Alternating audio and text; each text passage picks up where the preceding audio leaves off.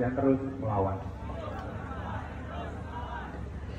Indonesia gelap katanya.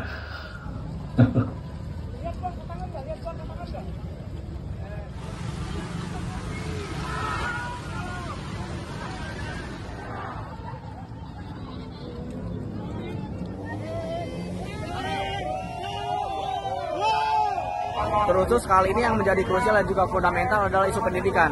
Karena dengan beberapa alasannya, pemerintah pusat sebegitu dengan mudahnya memangkas daripada sektor pendidikan dan juga kesehatan. Padahal daripada dua sektor tersebut menopang dan juga menjadi fondasi utama sebagai mahasiswa, sebagai manusia, kita butuh pendidikan dan juga kesehatan.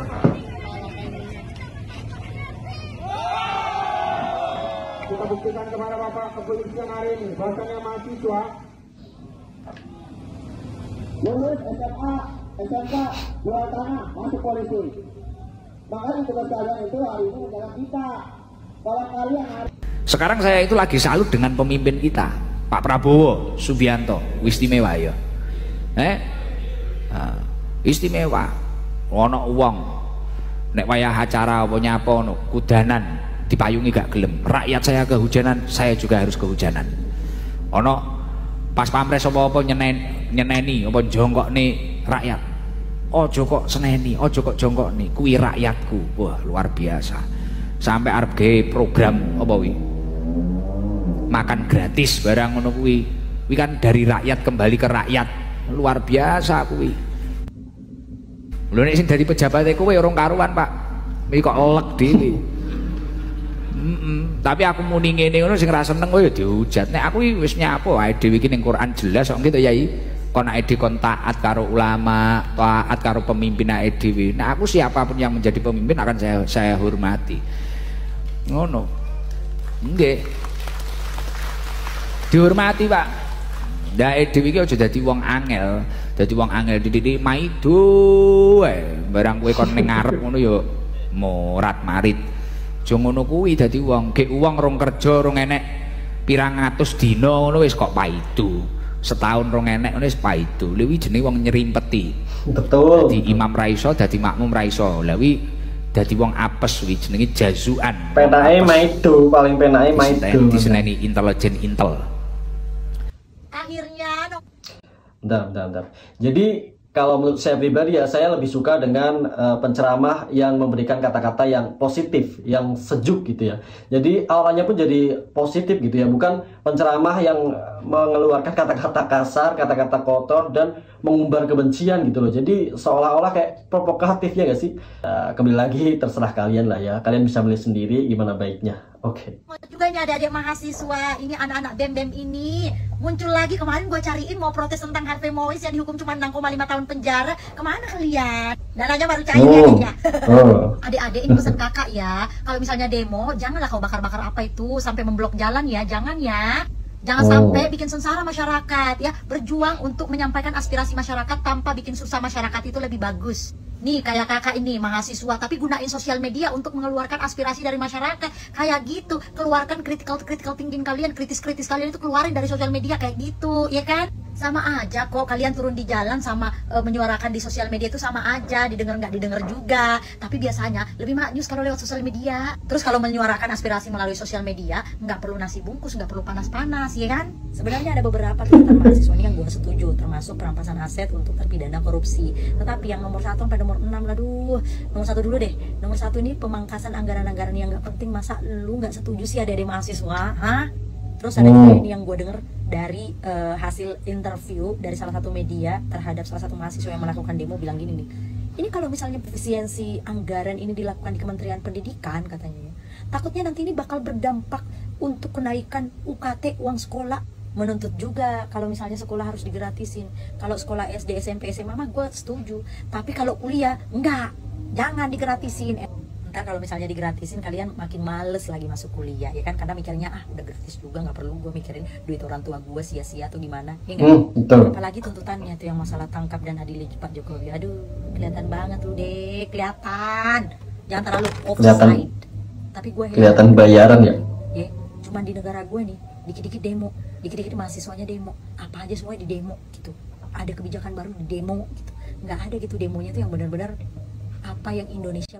Nah, ya, saya agak setuju ya dengan Mbak ini ya, karena kemarin Pak Jokowi ketika melakukan utang ya di demo, katanya ninggalin warisan utang banyak. Sekarang giliran Pak Prabowo memberikan kebijakan untuk menghemat anggaran pun di demo, terus suruh ngapain gitu loh. Utang nggak boleh, hemat nggak boleh, maunya apa? Aduh, aneh. Butuhkan. Gue juga nggak pernah lihat tuh di negara lain dikit-dikit demo mahasiswanya, terutama di Taiwan ini gue nggak pernah sama sekali ngelihat ya mahasiswanya turun ke jalan demo.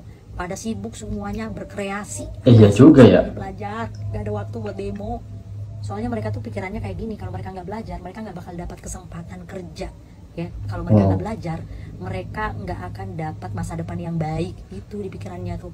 Kenapa kalian nggak mengekspresikan diri kalian, protes kalian itu melalui sosial media? Gunakan dong sosial media, ya. Jangan kok teriak-teriak kayak gitu di jalan. Gunanya apa coba? Emang kalian didengar?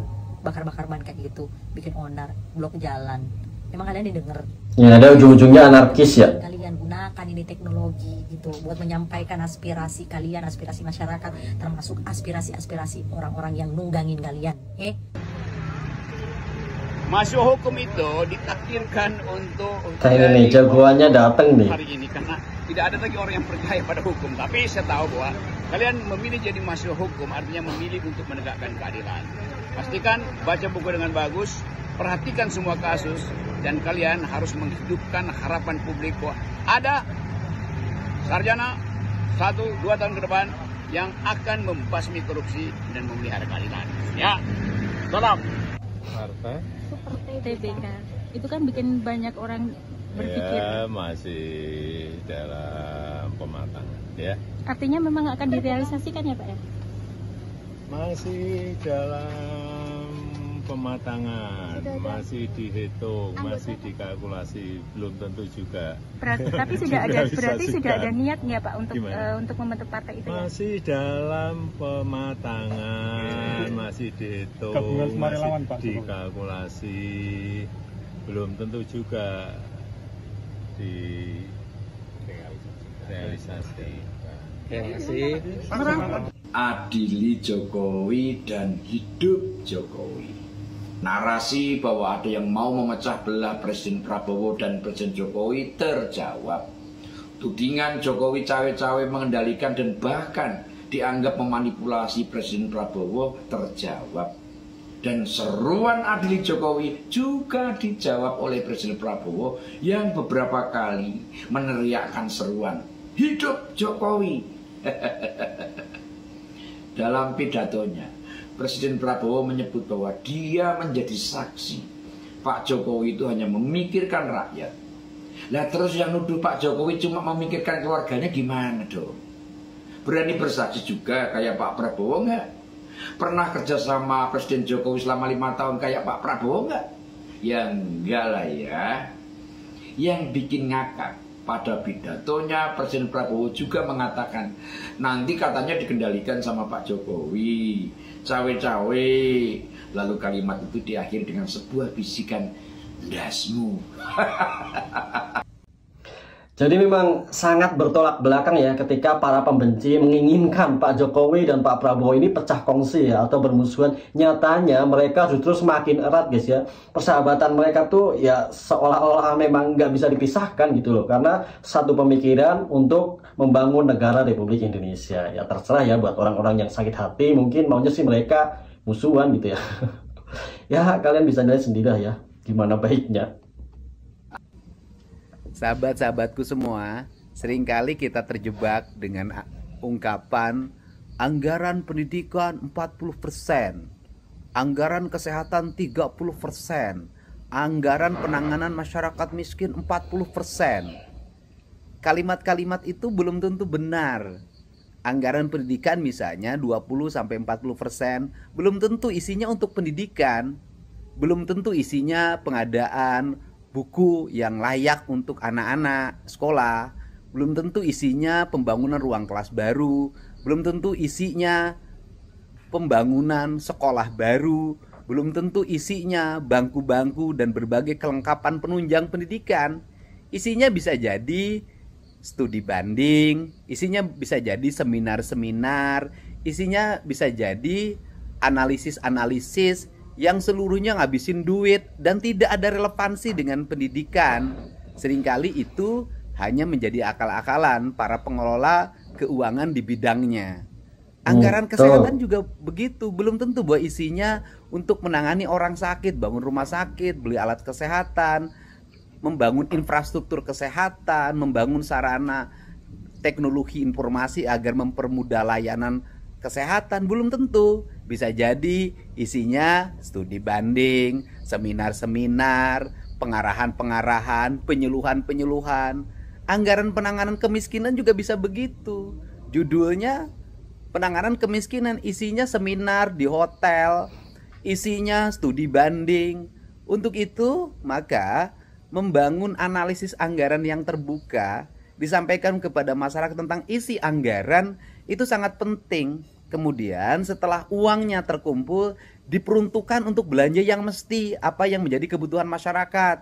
Misalnya saya di Provinsi Jawa Barat, butuh ruang kelas apa TIK, ruang kelasnya 60, TIK-nya 730, ya butuh ruang kelas dong.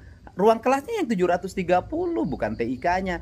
Ini contoh ya, salah satu contoh saja. Untuk itu mari kita bersama-sama secara objektif melihat arah perubahan anggaran ini menuju arah yang lebih baik. Caranya satu, seluruh lembaga pemerintah dari pusat sampai daerah harus bisa diakses isi anggarannya sampai satuan 3 di portalnya masing-masing. Kalau itu nggak diberikan, wah bohong transparansi. Wah, Pak Jokowi mesra terus nih, PDI Perjuangan nggak mungkin masuk kan? Udah ketawa-ketawa. Nggak mungkin masuk kan?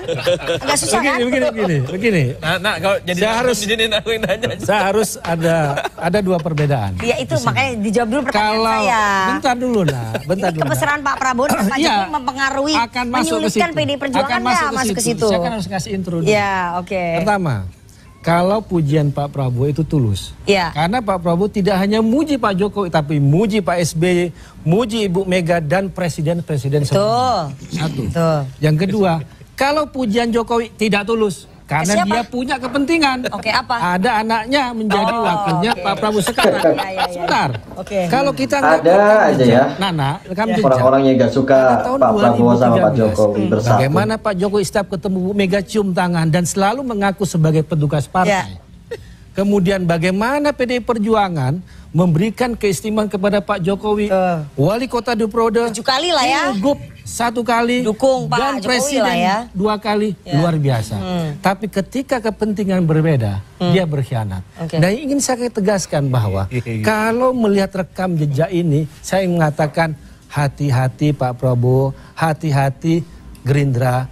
Ini kalau kita melihat rekam jejaknya Jokowi ya, penuh dengan pengkhianatan, dia bisa memuji kalau ada kepentingan. Saya harus tegaskan ini. Saya harus tegaskan. Kalau sekarang ya mungkin dalam suasana, saya tidak mau menciderai, ini adalah hari ulang tahun semuanya demi kegembiraan, semuanya harus kita sanjung dan sebagainya, karena secara etika dalam hari ulang tahun kan nggak boleh lah ada kritik, semuanya harus penuh dengan kegembiraan. Tapi ingin saya mengatakan bahwa kalau kami melihat rekam jejak Jokowi, bagaimana hubungannya dengan PDI Perjuangan, hati-hati, ini orang hanya muji kalau ada kepentingan. Maunya. Kalau kepentingan tidak ada, dia bisa berkhianat. Hati-hati. Itu pertanyaan saya belum ada jawab. Pertanyaan saya belum ada jawab. Jadi dengan kemesraan Pak Prabowo, Pak Jokowi ini, jadi PDI Perjuangan melihat peluangnya kecil ya untuk bisa bareng dengan Pak Prabowo dan Gerindra. Berada di luar pemerintahan. Ingin kita tegaskan sampai nanti Kongres yang akan datang merumuskan kembali. Nah ini sangat ironis sekali ya, yang namanya orang benci ya, mau mereka baikan, mau mereka saling mendukung, tetap aja di mata mereka salah guys ya. Sedangkan kita rakyat bawah menginginkan kalau orang-orang yang di atas ini ya saling baur-membaur, saling mendukung gitu. Tapi kalau di mata PDI, ketika Pak Jokowi berbaikan dengan Pak Prabowo, bersahabat, tetap salah di mata mereka.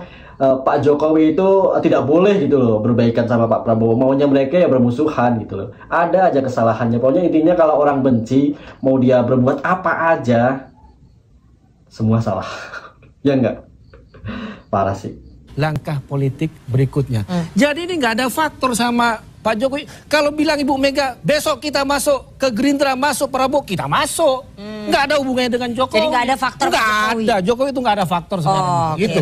Ketegaskan. Ya, oke. Jadi hanya dua yang bisa mengubah posisi politik PDI Perjuangan, Kongres dan sikap Ketua Umum PDI Perjuangan Ibu Megawati Soekarno Putri. Kalau detik ini masuk, kita masuk. Nggak ada Jokowi. Kira-kira Bu Megawati sebagai Ketua Umum males nggak kalau misalnya ada kemesraan antara Pak Prabowo dengan Pak Jokowi? Saya bilang Jokowi bukan faktor. Udah nggak ada alasan itu gitu loh. Karena ada sebab khawatir dengan nggak ada nanti adanya pengkhianatan. Nggak ada soal faktor Jokowi lagi, nggak ada ke depan gitu loh.